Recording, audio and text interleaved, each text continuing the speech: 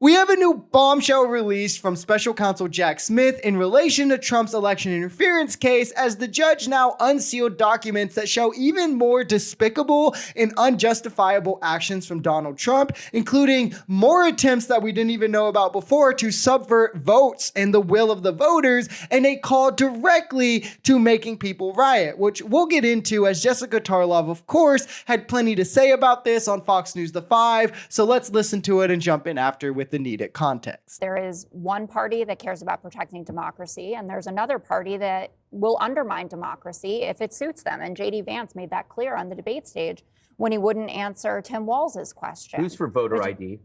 That's, well, I'm just curious. Because right, that not, there is no undermines voting integrity.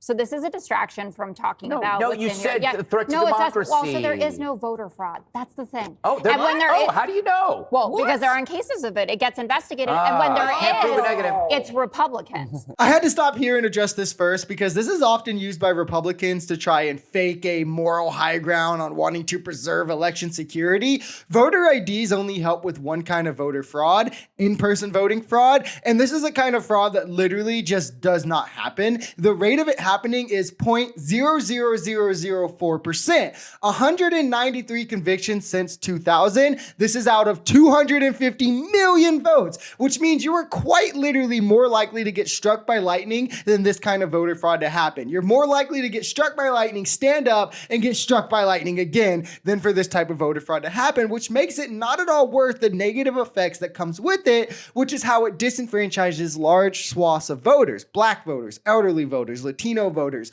low-income Americans, college students who use student ID, those who have recently been married or divorced and don't have an ID to reflect the name change. They could all be at disproportionate risk to be unable to vote, which is what conservatives actually want. Don't be fooled by this, right? This kind of bait and switch of trying to have the moral high ground, because smaller turnouts is where conservatives perform better. And we saw this in Texas, right? Where they enacted strict voter ID laws and it made over 600,000 people ineligible to vote. Over 4% of the voting population there. Now imagine that at a national level, and you can kind of see where the game is. So it causes 100 times the problems it solves. It doesn't actually solve anything people pretend it does. So why would we do it? Especially when the only people who are calling for this are the only party that tried to steal an election and are voting for the man who spearheaded that effort. The narrative is that Democrats are obsessed with January 6th. But the reality is that Donald Trump is the one who's obsessed with 2020.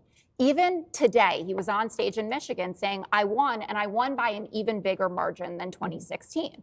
Maybe he should be quiet about it, but he can't stop himself, which puts it into the national discourse. There is new information in this filing, 165 pages. There has to be something new. We know for sure now that Donald Trump knew he lost, even though Jesse says he didn't know. And we know because he told his kids on Marine One, it doesn't matter if you won or lost, you have to fight like hell. We knew he didn't care if Mike Pence lived or died. Now we know that he said, so what? And that there were 71 threats against Mike Pence.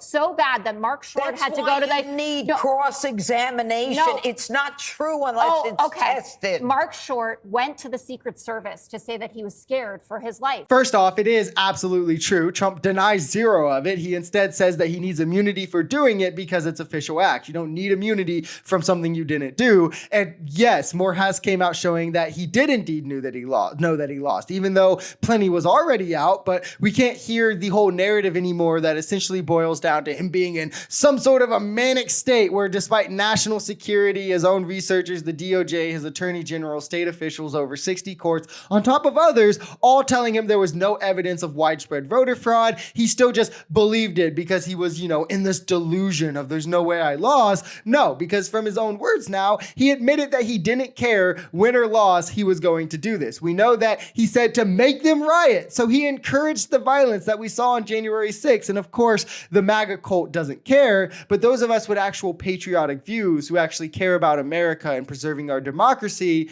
this will be entirely disqualifying to us. If you want to call it obsessed, go ahead, but I would happily die on the hill of being obsessed with preserving democracy while Republicans are dying on the hill of being obsessed with preserving Trump. So what they did was they suppressed Hunter's laptop, which ushered in Joe's ill-gotten victory. So the suspicion of a rigged election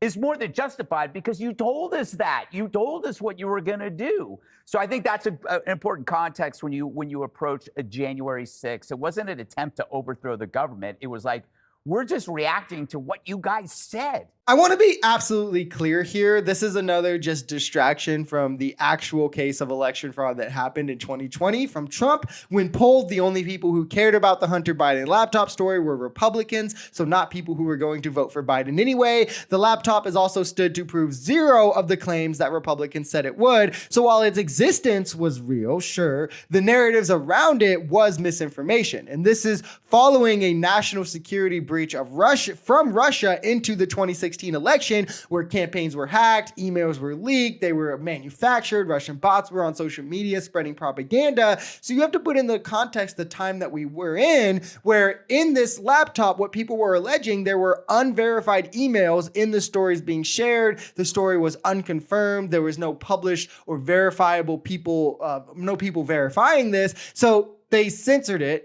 It was one article for 24 hours on one social media. Keep that in mind. So like hardly damning, but they censored it to check the authenticity of it before letting it be released after what just happened in 2016, where they kind of just didn't even talk about it until after the election. And never let Republicans pretend like they think that this actually matters, because Elon right now is censoring a JD Vance dossier from X, and MAGA is defending him doing that. It again just comes down to whatever they can use to create a narrative of being the victims when it couldn't be further from the truth.